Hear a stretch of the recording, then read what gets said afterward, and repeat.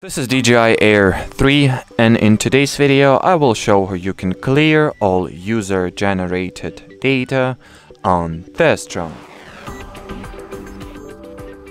At the start, you will need to launch the camera view of the DJI Fly app. Here, to your top right, press those three dots to launch settings.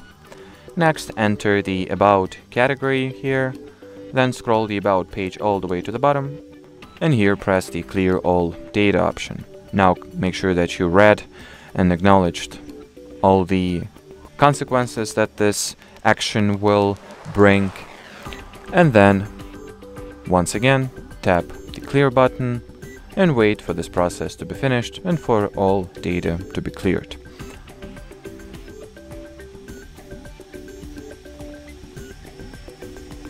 So as you can see, the data was cleared successfully, so that'll be it. Thanks for watching and bye bye.